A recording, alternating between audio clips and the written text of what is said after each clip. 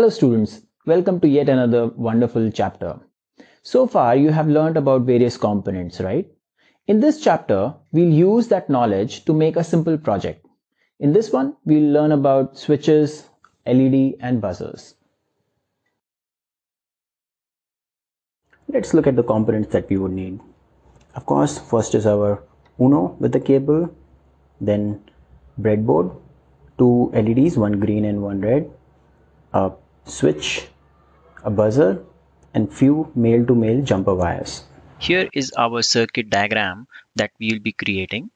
You can pause this video and try it on your own as well.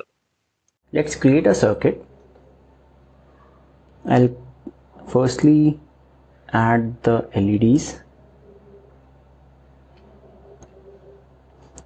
and for red LED I'll connect the negative with the negative of green LED just to give a common ground. Then I'll connect the ground of Uno with a board, so this will become our negative rail.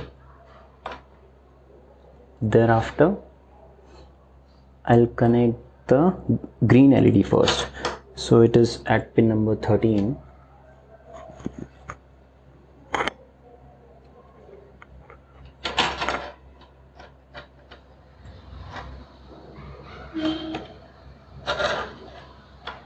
Now green is connected. Let me connect the red LED. So the ground is already there for red. This is the positive leg of the red LED that goes to pin number 12. So far we have only connected the ground to the rail. So I'll connect the common leg of green and red to the ground rail. So this much is done. Next is our buzzer. Note that here we have positive and negative as well. So our positive leg of the buzzer is to be connected to positive leg of the red LED, because you want to give a buzzer when the red LED goes on. So there you go. And the negative leg of the buzzer goes to the ground. So I'll take one wire and connect it to our negative rail. So buzzer is done. Thereafter, last thing is our this switch. So one leg goes to ground and the other one has to be connected to pin number 11. So I'll take one leg connection to pin number 11 and the other leg of the switch is to be connected to the ground. So there you go.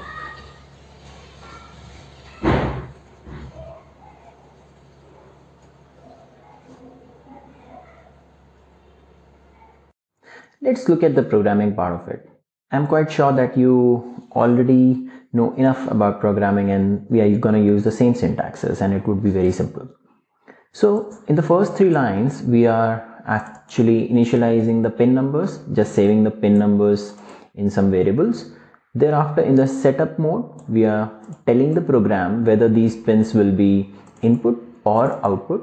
Here, if you remember, then input pull-up means there is a pull-up register inside the microcontroller which we are activating, and hence it would always be high by default. Okay. Then we have initialized red pin as output and green pin as output.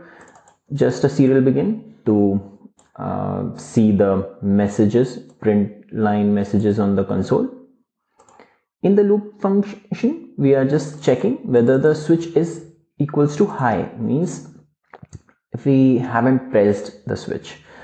So if you look at the circuit diagram, then when we press the switch, it connects the ground pin to the switch pin, which is 11, right?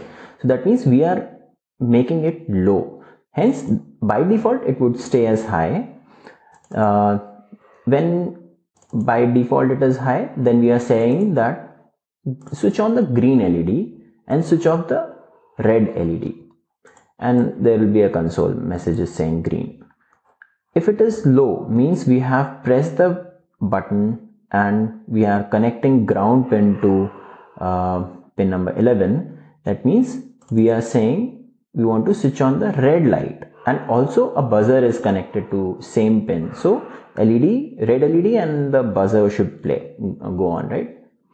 Thereafter, there is a slight delay just to give a breather to our Uno, and let's go ahead and upload this program. Let's see our circuit in action. I've connected Uno to my computer for power, and when I haven't pressed the switch, means the connection is open, then by default the green LED is glowing. Let's see what happens when I press the switch. There you go. Your red light goes on and also the buzzer. So this brings us to the end of current lesson. And in the next one, we learn about the ultrasonic distance measuring sensor. So see you there.